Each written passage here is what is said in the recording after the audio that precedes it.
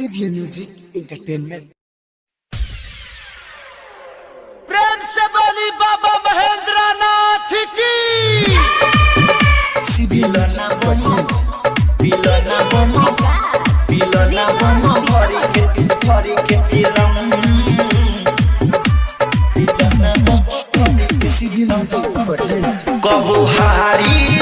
कबू हारी नहीं रहिया में दम पिलना बम भरी के चिलम पिलना बम भरी के चिलम भोले बाबा हरली है सब सितम पिलना बम भरी के चिलम पिलना बम भरी के चिलम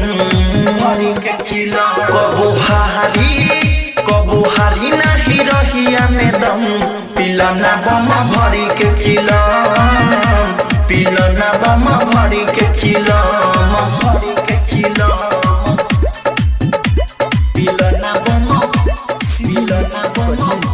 पिलना बम भरी के चिलम। आप सुन रहे हैं एजी एंटरटेनमेंट की धमाकेदार प्रस्तुति।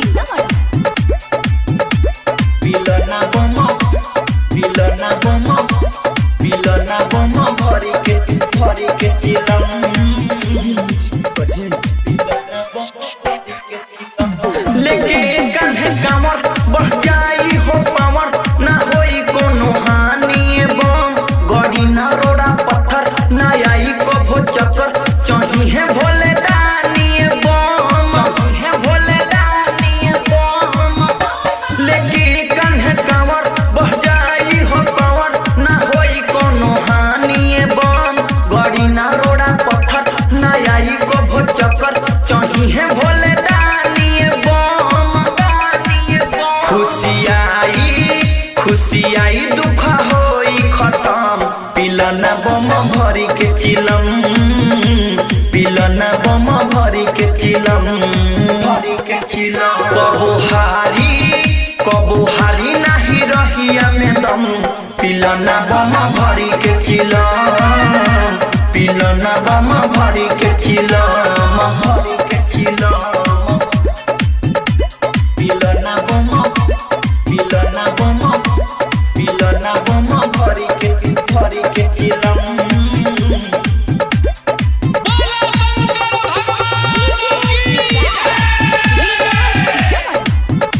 सिवली म्यूजिक पिलना बम भरी के चिलम।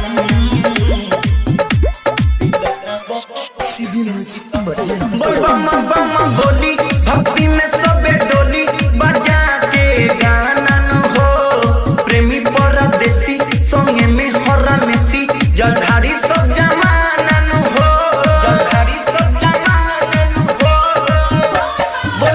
बम बोली भक्ति में सबे डोली बजा के गाना न हो प्रेमी परदेसी संगे में हरा मेसी जलधारी सब जमाना न हो कुनालाई नहीं जिंदगी में गम पिलना बम भरी के चिलम पिलना बम भरी के चिलम। कबू हारी नहीं रहिया में दम पिलना बम भरी के चिलम पिलना बम भरी के चिलम। भोले बाबा हरली है सब सितम पिलना बम भरी के चिलम पिलना बम भरी के चिलम। कबू हारी नहीं रहिया में दम पिलना बम भरी के चिलम पिलना बम सिवली म्यूजिक तमाशा डिजिटल रिकॉर्डिंग स्टूडियो।